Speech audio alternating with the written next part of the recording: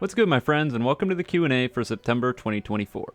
It's late, I know, it happens, let's move on. Our first question is from Fuzziest Socks, and they say, would you prefer we send you bad games for money or good games out of enjoyment? What about one of each? I want to start bringing to light some new games you could try for fun, but I also know you need money. I'm just curious about which one you'd prefer to be sent on average. Now, this was the highest upvoted comment on the entirety of the Q&A thing, so I front-loaded it right at the beginning because, I don't even know what to say about this. So I think the most important thing to get off my chest right off the bat is that it's not your responsibility to choose whether you recommend me good or bad games depending on my own monetary situation. What you should really be doing is recommending me games based on whether or not you want me to play them or not, and if you think that the video that will be made out of it will be enjoyable for you. And if that means that everyone just wants to send me a whole bunch of shit because they want me to trash on games exclusively, well, I can't really stop you from doing that. That being said, I haven't made it abundantly clear over the course of my career, I hope, that I don't like just shitting on games. And that's why, despite what some of my detractors might say, there are a lot of videos on the channel where I talk about good games that I enjoy. And the thing is that it's my responsibility what I choose to do with my channel, and it's my responsibility to make sure that I keep myself afloat monetarily. So you can send me whatever you feel like, whether I play it or not, that's up to me. And really, at the end of the day, I don't know how else to say this other than, well, if I sink or swim, that's my fault, not yours. The problem is, and the thing that I mention a lot in most of my negative videos on games, is that there are a lot of people out there who think that I specifically go and hunt down bad games or games that I don't like in order to shit on them to make money. And that is demonstrably false. And that's the thing that I'm constantly arguing against in all of these videos because I see it over and over and over again. Eclipse just goes around picking on games. I see it enough to make me want to jump out my window because it just isn't true, and I'm tired of people saying it about me. I know this is the internet, so saying that alone is gonna pull the trolls out of the woodworks. I probably have 15 DMs already of people saying, haha, Eclipse only shits on games. But for the people who are not trolls and genuinely think that, I want them to understand that when I talk about games and I shit on games, 99.9% of the time the game has been recommended to me by somebody else. I didn't go out of my way to find this and then shit all over it. Someone else recommended me to play the game. Not only that, but a lot of the time that people recommend these games that I'm not happy with, they think they're good, and I just fundamentally disagree with them. So if someone else sends me a game and says, Eclipse, play this, it's really good, and then I boot it up and I think it's a pile of garbage, and then I talk about it and say it's a pile of garbage, and then I have detractors coming out of the woodwork saying, hey Eclipse, why did you hunt down this game that you knew was going to be bad so that way you could call it bad? Well, that's just ridiculous. Sure, there have been games in the past where I knew they were going to be bad and I went to go play them in order to shit on them because they were bad. B Game, Fish Game, Souls RNG immediately come to mind. But everybody knows these games are bad. Basically, nobody is defending these games. Every once in a while, there will be someone that comes out that says B Game is actually good and they're serious. But 99% of the people that are in the comment section and watching these videos are not going to argue that Souls RNG actually isn't a very good game. The issues only crop up when I play games that have more niche fan bases where the people watching the videos may also play the games and like the games, and then get upset because I don't like it too. We got a bit off track here, but the end-all be-all is, send me whatever you want. The next question is from Skylin Katsu, sorry if I pronounced that wrong, and they say, Eclipse, why do you use a Ann Wolf YouTube profile picture? You might need to work on your spelling there. Regardless, why is my YouTube profile picture the way it is? Well, there's really not any specific meaning behind it, it just kind of is. Long ago, when I was making my YouTube account, I was like, well, I need a profile picture, and so I pulled an image of a wolf howling at the moon from Google, and then I threw it on there, and it's just kind of been there ever since. I wish there was a more interesting story behind it, but I mean, there really kind of isn't. It's the same thing with the question about why I chose Eclipse as my name. I don't know, I just did. I thought it sounded cool. Next question is from M. Keek. 8731. Man, names are almost so hard for me in this. They say, hello Eclipse, have you ever wished to travel the world, either for traveling and seeing the world's sake or meeting up with some of your good online friends that are overseas or in different states? If so, to what countries? I remember flying all the way over to Bosnia once to try out some noodles and then to visit one of my Greek friends in Greece. Traveling is really nice. Well, when it comes to traveling, I'm really not a travel guy. For the most part, as it probably doesn't surprise you all that much, I'm very much a homebody, and when it comes to my trips outside of my state or just outside of my home in general, there's usually a specific reason for me doing so rather than just I want to travel. Usually color guard is the thing that gets me the most far away from home in general. I don't know, what it really comes down to is that I genuinely just don't enjoy traveling that much. It's not one of those things that I think can be easily explained because I think it's just one of those things that you feel. Some people like traveling, some people don't, and I just happen to fall into the latter camp. The next question is from Funky Nubian, who says, if you were kidnapped by Roblox CEO Builderman and forced to either play Souls RNG for a week or Blox Fruit for a week, what would you choose? Now that is a question of all time, but I think the answer to this question is extremely simple, and the answer will always be Blox Fruit for a week every single time, 10 times out of 10.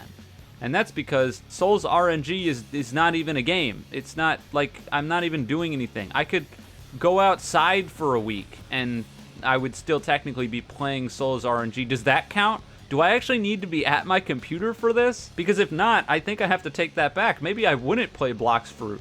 I would play Souls RNG, but I wouldn't play Souls RNG at all. I'd just leave it on and go live my life. Maybe we were talking about traveling the world. I'll go for a fucking week vacation and just leave Souls RNG here. You guys can hang out with the chair, and I'll just chill, I don't know, fucking in Greece with that guy's Greek friend, and we'll be all good because I don't actually need to do anything.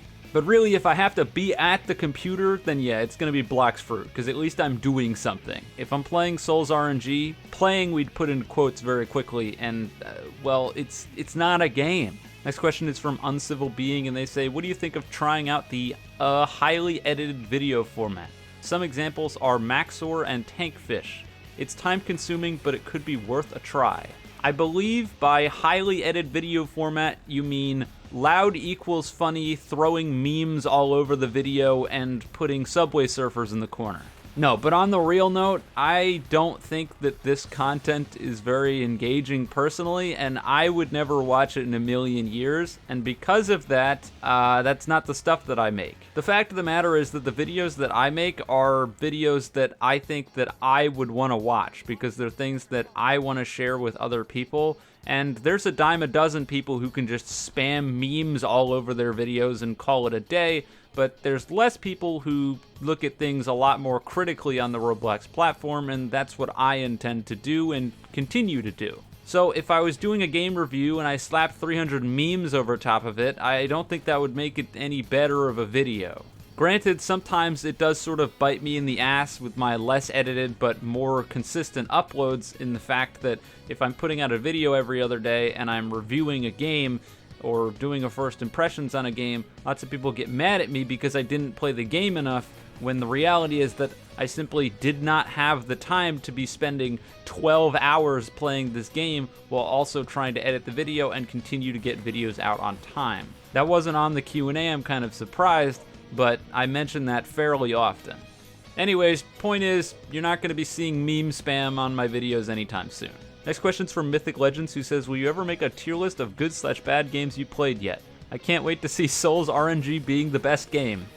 Not so sure about the Souls RNG being the best game, but yes, I still fully intend to make a tier list at some point of basically, if not every single one of the Roblox games that I've made videos on, because I think that could actually be really fun. So yeah, it'll happen, not entirely sure when. It's one of those things where I sit on the idea for a while because I'm like, well, what if something happens that comes out and then it's outdated and then I have to redo it, but I don't want to redo it for one thing, and so then it just loops in of itself over and over and over again, and then I never actually make it. So hopefully I can shove that aside and just suck it up and make the video. The next question is from Lamp OSM, sorry, not entirely sure, but they ask, what would be your dream job? And that's really simple. I'm doing it right now. I've mentioned in a few live streams, and I think in some of the other Q&As, that I don't necessarily know what I would be doing in my life if I wasn't doing this, but I enjoy this nonetheless, even regardless of some of the things that I have that I'm upset about. But the reality is the grass is always greener, and there was a point where I would have told you that I wanted to be playing Escape from Tarkov the entirety for my YouTube career, but now looking at Escape from Tarkov, a game that I've quit in its entirety because, well, the people behind it are scumbags. If I was stuck playing Tarkov rather than doing this, I don't necessarily know if it would be any better.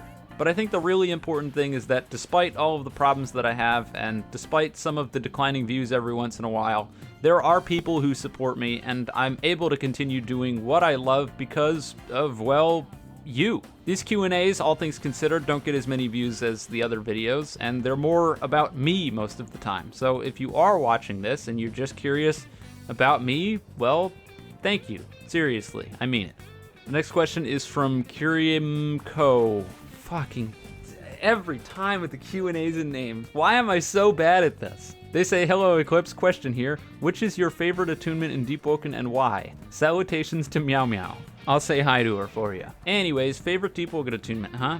I'd probably have to go with maybe Thundercall or Flame Charm. Thundercall mostly just because I'm a fan of lightning and I just think it's cool. Not much more to it than that. And Flame Charm because I think that the sort of Phoenix Rising burn to stand yourself back up idea is really, really cool. Albeit, it's not very helpful in the actual game itself, as pretty much every time I've tried to use it, well, I don't think I've ever succeeded a single time, but the idea is there, and I think the idea is super neat, and because of that, it's definitely up there as things that I think are really cool.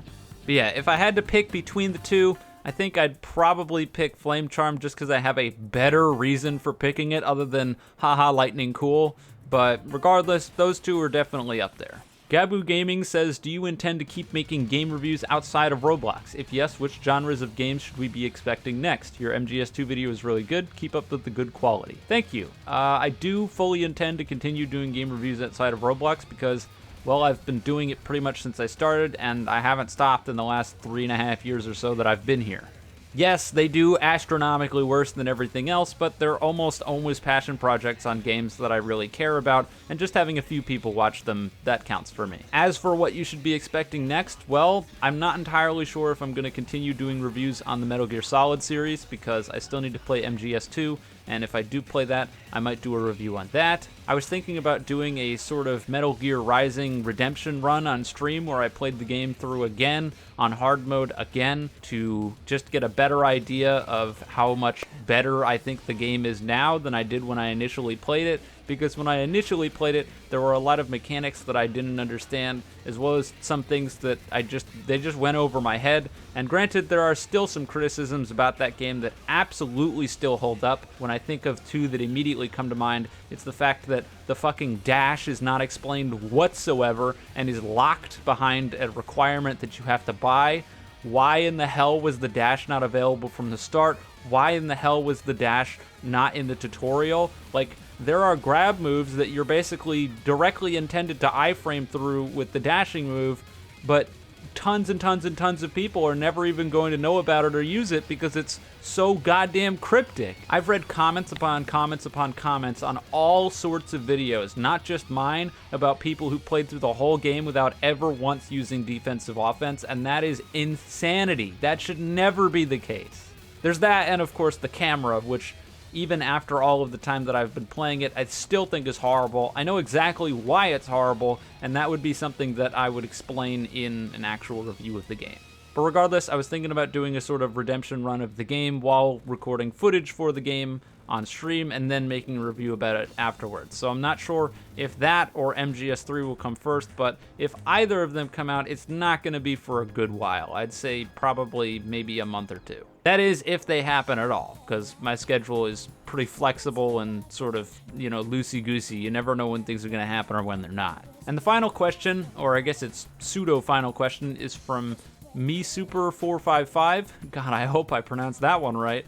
And they say, with news, albeit little, about the new Battlefield coming out, will you review it on your FPS channel, main channel even? Love your content, especially the stupid Battlefield challenges. Keep it up. Yeah, I'll definitely be talking about it, probably on the main channel, because FPS is kind of dead. But regardless, I absolutely intend to talk about it when there's more that we know about it. as of right now, the only things that we really know are things that sort of crushed me to my very core. Most notably the fact that it's going back to a modern setting, because I am one of the very few people who was praying to the lords above that we would get 2143 finally, and yeah, we're still not getting that. So I just need to pray that this next one is good, so that way the series itself doesn't fucking die before I get a sequel to 2142, goddammit. But on the real, this is pretty much make or break for Battlefield, and it's impossible to tell whether or not the game is going to be good right now. There are some people on both sides speculating. Some are saying because it came after 2042, it's hopeless and it's just gonna die immediately.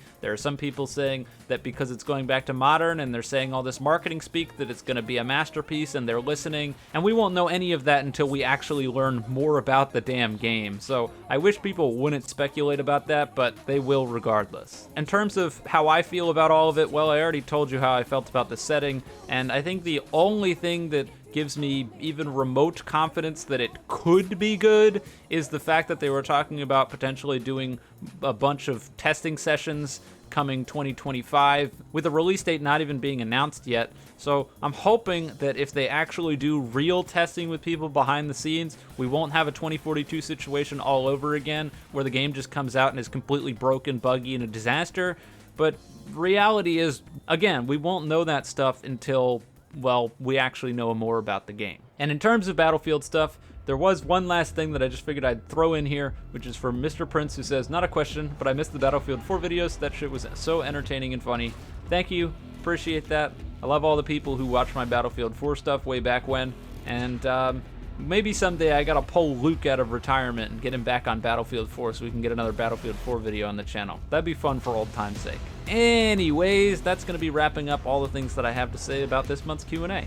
Hopefully for those of you whose questions I answered them sufficiently for you, and for those of you whose questions I didn't get to, well, I do these monthly, so keep an eye out for a community post, even if I'm often late. If you leave your comment on that community post with your question, I'll do my best to get to it in the next Q&A.